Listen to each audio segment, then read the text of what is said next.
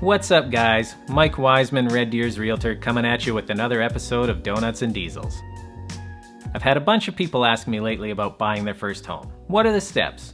What's involved? What do you need to know if you're planning on buying your first home in Alberta? Well, today we're going to go over that for you, so stick around. So you're thinking about buying your first home, but you don't know where to start. Well, congratulations on making the decision to become a homeowner. This definitely isn't a simple, straightforward process, so let me break it down for you. The first thing you want to do is find out if you can actually get a mortgage approval. To do that, you'll want to talk to a mortgage advisor. A lot of people think, hey, I'll just go to my bank. They understand my financial situation and will know how to help. In almost every case, this isn't really true at all. I always suggest that a buyer should chat with a licensed mortgage advisor instead of your bank. There's a lot of reasons for this.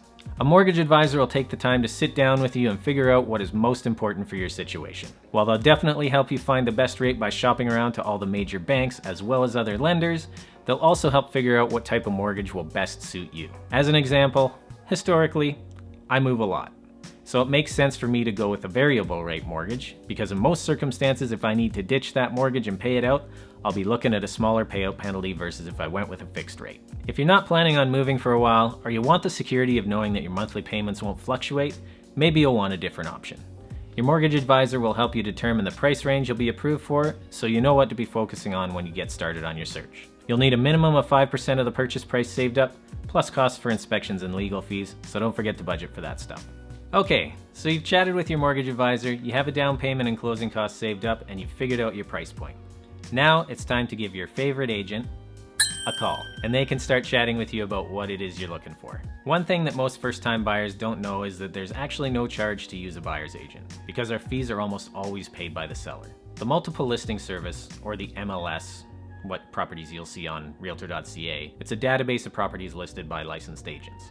All of these properties offer a buyer agent compensation paid by the seller, meaning you as a buyer pay nothing to use an agent. What this does is allow the seller and their agent to market their property to every agent in our board area, which in turn creates a more competitive playing field for the seller to get the best value possible for their house. This is versus the listing agent having to try and find the perfect buyer on their own. In order to ensure the seller can get the best possible return for their home, they offer a commission to any buyer agent who can successfully help them complete a sale of their home.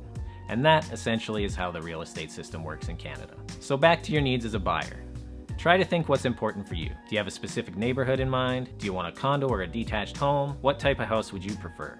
New, old, big, small? Do you need a garage? How many beds, baths do you need? You may not know exactly what you want yet, but think of what you or your family needs in a home, and we can start the search from there. Once we get out and look at a few places, you'll start to get a better feel for what you like and dislike. We can tweak your search from there so we can continue to get closer to what it is you need. Let's say we get to the point where you found a great option. Your agent will sit down with you and come up with a competitive offer for the property. Depending on market conditions, they may have varying advice for you. So we come up with the details of an offer. Price, possession date, what's included, the amount of deposit to accompany the offer, what conditions need to be met. Typically you'll have financing, home inspection. Then we get to work negotiating with the listing agent on your behalf. Assuming we get to an agreement, we'll get the deposit to the listing brokerage, the contract paperwork over to the mortgage advisor, and book your inspection. We know great inspectors, so don't worry, we got you covered there.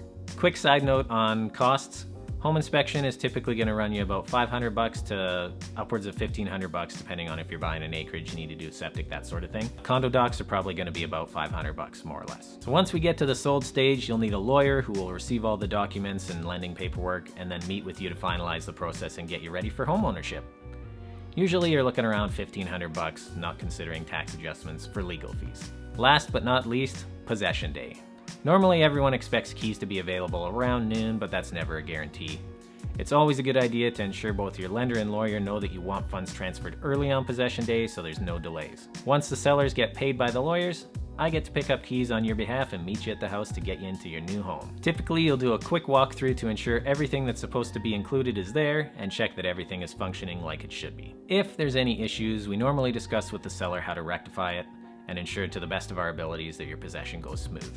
And that's about it. There's definitely more details that could be added in here, so if you do have questions, I'm always happy to answer as best I can. Drop a note in the comments or give me a shout anytime. Thanks for watching, and we'll catch you on the next video.